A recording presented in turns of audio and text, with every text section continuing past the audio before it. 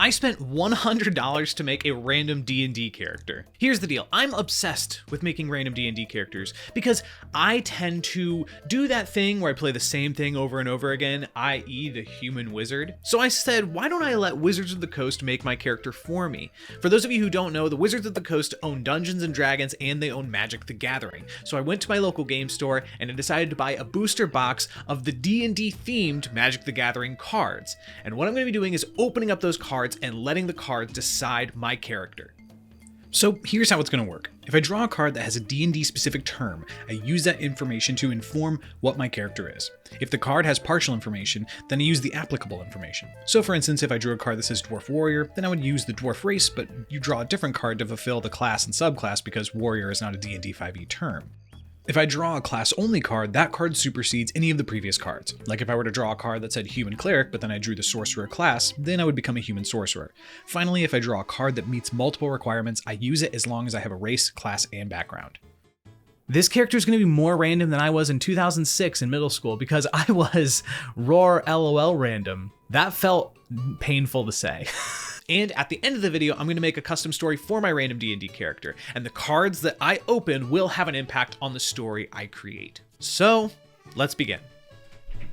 Okay, so I just pulled up to my local game store, and I'm about to drop $100 on some Magic the Gathering cards. And honestly, probably more. I am severely embarrassed to bring this camera in there, but I feel like I must for the video, so this is for you. I just want to give a huge shout out to the game store employees. They were super chill, and I asked them if I could film inside. They said, sure, we just don't want to be in the video. I said, that's totally fine. And essentially, this interaction was a long time of me trying to figure out which deck set would be the best and understanding the difference between set boosters and draft boosters, but eventually we got there. Okay, so as you can see, we got through that interaction. I am so embarrassed about taking cameras into stores, but we got our set boosters, and what we're going to do is we're going to go home, crack these open, and we're going to figure out what our character is.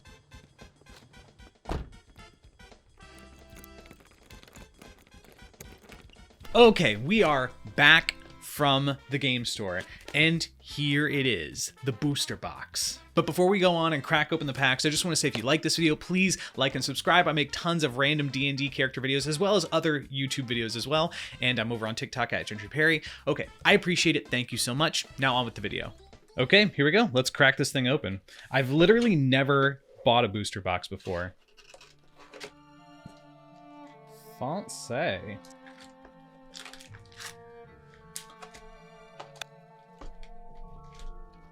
Okay, first one. Let's dig in. Now, for the sake of time, I'm not going to be showing me open up every single pack because that would make this video like literally over a couple hours long. However, I did open up each pack and I went through the cards and I selected out the ones that had D&D terminology on them. But because I know there are some of you out there who love to hear this stuff, here is an opening of a pack.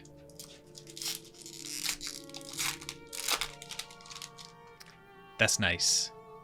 So I do actually play Magic the Gathering Arena, which I know those of you who play in real life, you will shame me. However, I just really love to look at the physical cards. I actually just bought a ton of the new Capenna series as well because that kind of 1920s fantasy aesthetic that's in there, I actually just find it really inspiring and I use it to inspire stuff in my personal D&D game. This card too, like the Moonblessed Cleric, honestly, it's not even that rare, but I just found it to be such a cool card. I sleeved it and everything. Same thing with this Beholder card. I thought it was so cool. So here are all the cards that I separated out that were going to help determine my race and my class. Now I'm going to roll a d20, and whatever number I roll is how many down I'm going to draw. What? A critical hit. Nice. Okay, let's count them out. 20 cards. This is number 20 right here. So our random D&D character is... Ooh. This one, an intrepid outlander, an orc ranger. So that has the background as well, because Outlander is a background off the list. So this has actually determined our background. Now what I'm going to do is I'm still going to draw some cards from this deck, which is our story deck. And these are going to help inform the story of our intrepid Outlander, Orc Ranger. It might also help us determine what our subclass is going to be. So to help determine the backstory, what I'm going to do is I'm going to roll a d6, and that's how many of these cards I'm going to draw. If I roll a 1, then that means I roll twice. 4. All right, let's draw 4 of these. Okay, 1, 2, 3, 4. These 4 cards are going to determine what our backstory is. An Orb of Dragonkind, a Horde Robber, the Power of Persuasion, and a Grim Bounty. Very interesting. So finally, we have our cards. These cards are going to determine what our character really is. I'm going to be building the character on D&DBeyond, and I'm going to be writing out and crafting the story right now. I'll see you in just a minute. But I also want to let you know I wrote this supplement called The Adventure Machine. I'm not going to say anything more about it. It's a vending machine of adventure. It's over on the DMs Guild. I put a link below if you want to check it out. It's pay what you want, which means you can also have it for free. So thank you so much. Now on with the video. Gruuk was an Outlander for many years.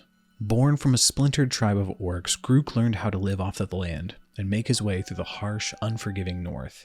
His tribe was small, and now there were only a few more than a dozen after splitting from the Bloody Scar clan. The harsh weather taught him how to forage and hunt. His bow and arrow became his friend and his comfort in their honor-lost survival. Once Gruuk came of age, he decided to leave his now dwindling people. Traveling south along the Sword Coast, Gruuk would wander in and out of cities, learning the ways of the people. He found that he much preferred the wilds and the bustling cities, but even then he preferred the cities to the small towns. At least in the cities, people minded their business and didn't give long, unwanted stares of fear or confusion. Gruuk decided it was time to get some coin, so he started performing jobs and contracts on the bulletins found inside of taverns. One group was looking for some help. Muscle needed, is what the sign said. They were paying 100 gold for a bodyguard job. Easy enough, Gruuk thought to himself. He had a meeting with a tiefling woman. She dressed herself in black with some reddish leather armor that matched the color of her skin. She didn't ask too many questions. He liked that about her. She asked if he could kill, if he was vigilant, and if he wanted money and gold. Gruuk simply responded, yes.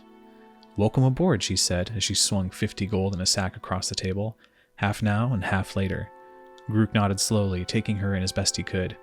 He could tell that she was shifty, quick, and hiding something, but he knew he could smash her if she double-crossed him. The job was easy. He sat on a wagon facing the back with his bow in his lap. The trip only took about 3 hours, and then they arrived. Some dwarvish man with a strangely styled mustache met them at their destination and grabbed a chest from the inside of the wagon. A tiefling woman came out in front of him and said, "Nice work, here's your cut," as she held out a bag in front of him. "My name's Annalise, by the way, in case you were wondering," the tiefling replied as he stowed his pouch. "I've got another job that will pay triple if you're looking for more work," she said as her lips curled into a smile. "Big payout. It'll just require that you follow me and my associates through a mountain." Gruuk nodded. The next day, Gruuk and several other individuals came together to set out on horseback. After riding out for a few days and nights, they finally made it to the edge of a mountain. It was strange to Gruuk. The rocks were dry and gray, unlike most of the mountains he encountered in the north. "Hired hands, you can grab something small, but keep it light, understood?" Everyone nodded. A man with curly reddish hair and a robe tied a rope around everyone's waist, linking them in a chain. "Let's do this," Annalise said. As soon as she said that, the man in the robe waved his hands, and in a moment all of them turned invisible. They slowly trekked up the side of the mountain, carefully walking and moving in a rhythm, as not to pull anyone down with the rope attached. Eventually they made it to a ledge that formed on the outside of a giant cave. They walked forward slowly. Gruuk felt the rope snap between them, as it sounded like one of the others was cutting their bonds free. As they walked deeper into the cave, a faint red glow started to lead them ahead, flickering around a corner. Their invisibility dropped as they hugged the edge of the cave, trying as best as possible to stay in the dark shadows. "The place should be empty. Cover my back," the tiefling said. "Gruuk, watch the entrance." As everyone turned the corner, he stopped and nodded. As the others started to trail ahead, he looked around his surroundings. The cave turned into a massive pile of gold and jewels. There were huge stairs on either side that led up to some massive doors.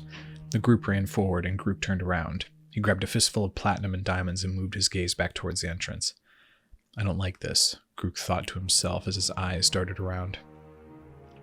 It was in that moment that something caught his attention. There was a pedestal further into the room by a large painting.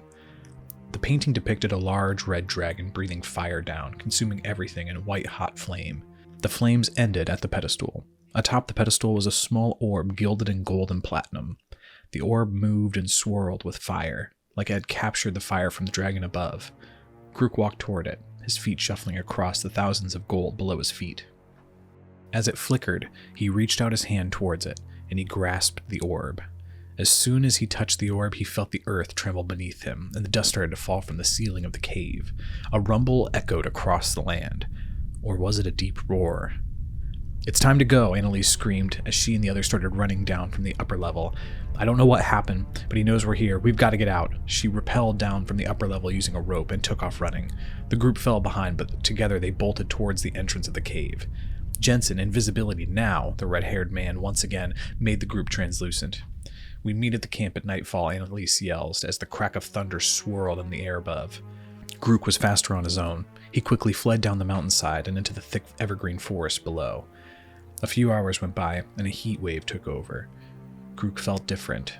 Wanting to avoid dehydration, he found a nearby stream to gather some water and wash himself. As he dipped his hands into the running water, he saw his reflection. His eyes were different, sharp yellow with black slits cut down through the center, like a lizard. After a few hours, Gruuk found his way back to the campsite. The group seemed more quiet than normal.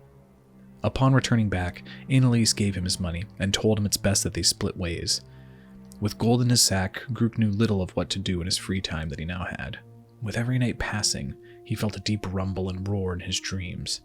Every night it was the same dream, a dragon roaring through the skies, seeking its prey.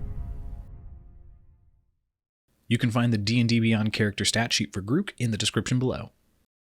Hey, thank you for watching. I hope that you like this video. If you do like it, then please leave a like, hit subscribe. I put out new shorts on every weekday, and I put new videos out on the weekends, most weekends. But with all that being said, thanks so much, and I'll see you in the next one. Good luck out there, adventurer.